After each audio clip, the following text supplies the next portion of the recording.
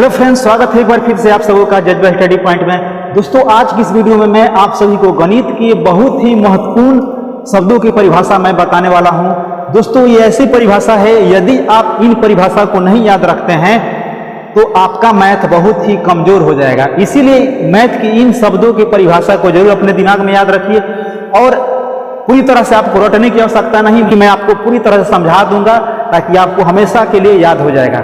और ये परिभाषा चाहे आप किसी भी क्लास में पढ़ते हो या किसी कंपटीशन के एग्जाम की तैयारी करते हो, सभी जगह ये परिभाषा काफी महत्वपूर्ण है और ये बार बार एग्जाम में भी पूछा जाता है। तो चलिए आइए बिना देर किए इस वीडियो की शुरुआत करते हैं।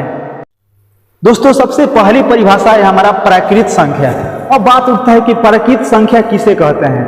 तो देखिए, गिनने की शुरुआत जहां से हुई है, काउंटिंग की शुरुआत यानी गिनती की शुरुआत जहां से हुई है, उसी को प्राकृत संख्या कहते हैं। यानी गिनती की संख्या को प्राकृत संख्या कहते हैं। आप सभी लोग जानते हैं कि गिनने की जो शुरुआत होती है, कहां से शुरुआत होती है, 1 2 3 डॉट डॉट डॉट तक एक से शुरुआत होती है, वो कहां तक जाती है, अनंत तक जाती है।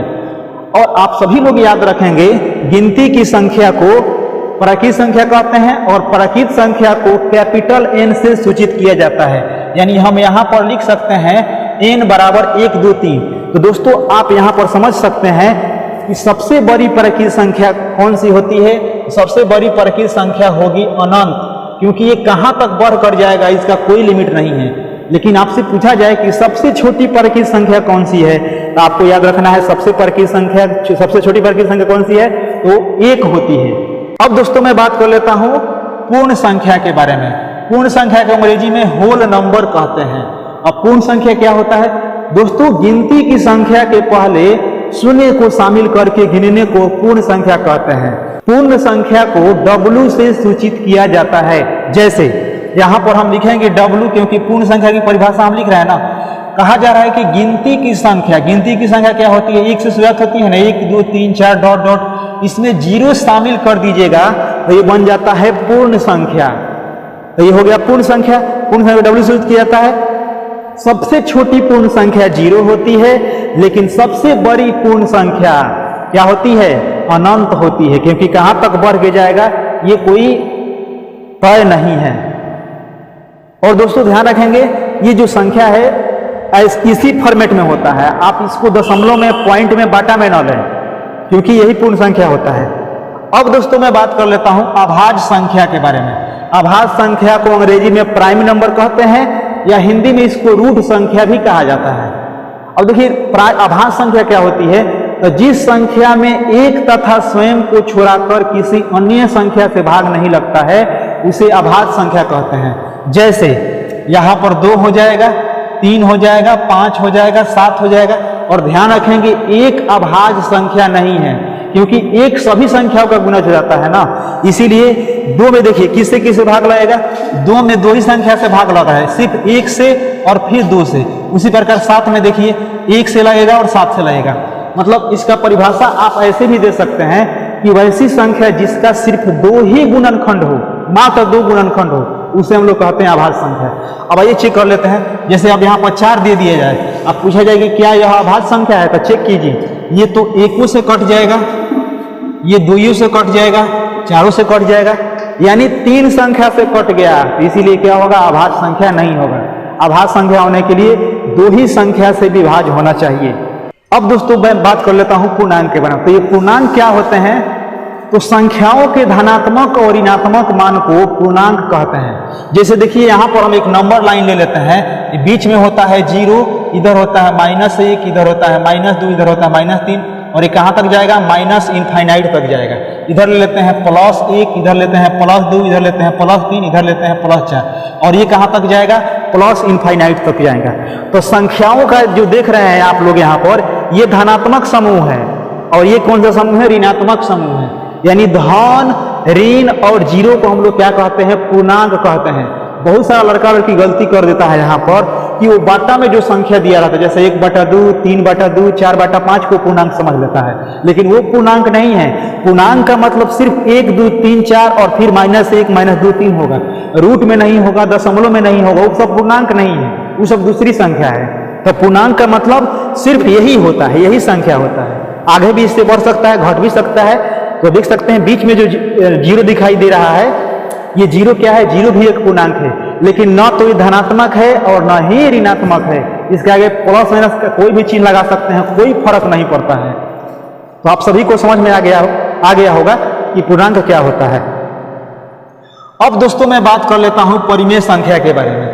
परिमेय संख्या को अंग्रेजी में इरेशनल नंबर कहते हैं। और परिमेय संख्या की परिभाषा क्या होती है? तो देखिए, परिमेय संख्या हम लोग उसे कहते हैं जिस संख्या को p/q के रूप में लिखा जा सके उसे परिमेय संख्या कहते हैं। लेकिन ये p/q होता क्या है? बहुत जगह आप लोग सुने होंगे। तो देखिए, p/q की मतलब ये कह रहा है ना कि p/q मतलब ऊपर वाला अंश है, नीचे वाला हर है। और एक और चीज इसमें कंडीशन दिया रहता है, जिस संख्या को p/q के रूप में लिखा जा सकता है उसे परिमेय संख्या कहते हैं। लेकिन एक और कंडीशन याद रखना है कि q 0 के बराबर नहीं हो। मतलब ये कह रहा है ना, माना कर रहा है कि नीचे वाला जीरो कभी नहीं होगा, मतलब नीचे वाला जो वैल्यू है वो जीरो कभी नहीं होना चाहिए, अन्यथा वो न परिमेय संख्या होगा न ही अपरिमेय संख्या। इस बात को भी आपको याद रखना है। अब जैसे में क्या हो सकता है, जैसे में आपको मैं बता देता हूँ, जीरो भी एक परिमेय संख्या है, क्योंकि जीरो के नीचे कुछ नहीं छुपा है तो एक हो जाएगा ना, ये परिमेय संख्या हो जाएगा। उसी प्रकार अगर 2 लिखा है ये भी परिमेय संख्या हो जाएगा, 3 लिखा है ये भी परिमेय संख्या हो जाएगा, 4 लिखा गया है ये भी परिमेय संख्या हो जाएगा। ये परिमेय संख्या है क्योंकि इसके नीचे एक छुपा है और हम इसको p/q के फॉर्मेट में लिख सकते हैं। बस आपको एक ही चीज याद रखना है, क्या चीज? कि नीचे जीरो नहीं आना चाहिए, अन्यथा वो न परिमेय संख्या होगा और न ही अपरिमेय संख्या होगा। अब जैसे में दोस्तों एक और मैं बात कर लेता हूं, परीक्षा में पूछा जाता है, जैसे यहाँ पर √4/9 और आपसे पूछ दिया जाए कि ये क्या परिमेय संख्या है? ये पूरा रूट में है, ये पूरा रूट में है, तो क्या इस परिमेय संख्या है? हाँ, बिल्कुल परिमेय संख्या है, क्योंकि 4 2 का स्क्वायर होता है और 9 3 का स्क्वायर होता है। रूट में जिसका मान निकल जाएगा, पूरा रूट से बाहर निकल जाएगा, वो भी परिमेय संख्या हो जाता है। आइए दोस्तों, अब मैं बात कर लेता हूं अपरिमेय संख्या के बारे में। अपरिमेय संख्या आप लोग सुने ही होंगे। अपरिमेय संख्या क्या होती है? तो इसका परिभाषा ये होता है कि जिस संख्या को हम लोग p/q के फॉर्मेट में नहीं लिख सकते हैं, यानी जिस संख्या को हम लोग p/q के रूप में नहीं लिख सकते हैं जहां q ≠ 0 हो। ध्यान रखिए, अपरिमेय संख्या में भी आपको याद रखना है q 0 के बराबर नहीं हो, उसे ही अपरिमेय संख्या कहते हैं। अब जैसे अब यहाँ पर हम √2 का वैल्यू लिख देते हैं, √2 लिख देते हैं, तो ये क्या है? अपरिमेय संख्या है, क्योंकि इसको p/q के फॉर्मेट में नहीं लिखा जा सकता है। और कितना लोग कहेंगे कि यहाँ पर 1 लगा देंगे तो p/q के रूप में नहीं लिखा गया, तो वैसी बात नहीं है। √2 का जब वैल्यू निकालिएगा ना, तो कभी खत्म नहीं होगा, कटता ही चला जाएगा, खत्म नहीं होगा। इसीलिए क्या होगा? यह अपरिमेय संख्या होगा। उसी प्रकार जैसे 1/√2 ये भी अपरिमेय संख्या होगा। मतलब समझ लीजिए कि बाटा में अगर दिया रहेगा, आप पूछेगा कि कौन अपरिमेय संख्या है और परिमेय संख्या है, ये बताने के लिए एक का मान निकलेगा और एक का मान नहीं निकलेगा तो वो परिमेय संख्या हो जाएगा। उसी प्रकार अब देखिए यहाँ पर √3 यहाँ पर लिख देते हैं, ये भी अपरिमेय संख्या है, क्योंकि √3 का वैल्यू क्या होगा? नहीं निकलेगा। अब जैसे कि परीक्षा में अगर ऐसा क्वेश्चन दे दे, जैसे कि यहाँ पर दे दे 4 और यहाँ पर दे दे 16 और रूट में करके दे दे, तो रूट में लिखी हुई हर एक संख्या अपरिमेय संख्या नहीं होती है। जैसे देखिए यहाँ पर कहने के लिए रूट में 4 और 16 है, तो 4 कितना का स्क्वायर होता है? 2 का स्क्वायर होता है। 16 कितना का स्क्वायर होता है? 4 का स्क्वायर होता है, यानी कितना है? 2/4। ये रूट से बाहर निकल गया, इसको आप अपरिमेय संख्या कैसे कह सकते हैं? ये कौन संख्या हो गई? ये परिमेय संख्या है। रूट के अंदर, रूट से जो बाहर नहीं निकलेगा वही अपरिमेय संख्या होता है। या दशमलव में पहचानना हो आपको, तो आपको ऐसे याद रखना है, जैसे संख्या देगा 0 30, फिर 3 देके 2 को 0, फिर 3 देके एक और 0 बढ़ गया, 3 को 0, फिर 3 देके 4 को 0, मतलब ऐसा ही बढ़ता चला जाए, तो ये अपरिमेय संख्या का रूप होता है। देख सकते हैं ना, आप इसको p/q के रूप में कैसे लिख सकते हैं? 0 जो है बढ़ता चला जा रहा है। ऐसा अंक भी हो सकता है, जैसे कि यहाँ पर हम 3.35, फिर 55, फिर 3, 555, अगर ऐसे बढ़ता चला जाए तो ये समझ जाइए कि अपरिमेय संख्या का संकेत है, ये अपरिमेय संख्या है। पाई कौन सी संख्या है? आप कमेंट बॉक्स में बताइए, पाई कौन सी संख्या है? तो चलिए मैं बता देता हूं, पाई अपरिमेय संख्या होता है। पाई कौन संख्या होता है? अपरिमेय संख्या। लेकिन 22/7 इसका जो मान होता है ये परिमेय संख्या होता है। पाई का जो मान 22/7 होता है ये क्या होता है, परिमेय संख्या होता है, लेकिन पाई जो होता है यह परिमेय संख्या होता है, क्योंकि वृत्त की परिधि और त्रिज्या का अनुपात क्या होता है, एक नियतांक होता है, इसीलिए पाई जो होता है अपरिमेय संख्या होता है। आइए दोस्तों, अब मैं बात कर लेता हूं वास्तविक संख्या के बारे में। कई जगह आप लोग सुने ही होंगे, तो देखिए वास्तविक संख्या क्या होती है। तो परिमेय संख्या और अपरिमेय संख्या के सम्मेलन को वास्तविक संख्या कहते हैं।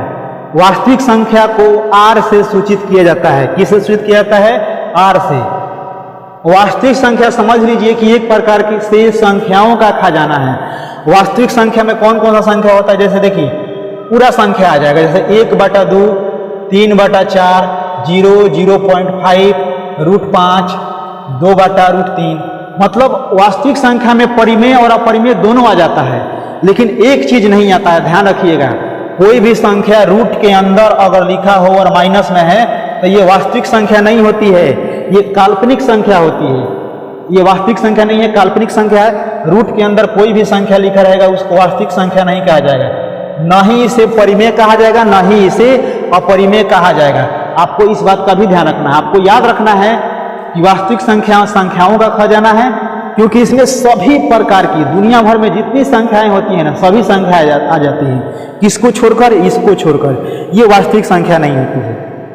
तो दोस्तों, इस वीडियो में मैंने आप सभी को परकीय संख्या, पूर्ण संख्या, अभाज्य संख्या, परिमेय संख्या, अपरिमेय संख्या और वास्तविक संख्याओं को काफी अच्छे ढंग से समझा कर बताया हूं।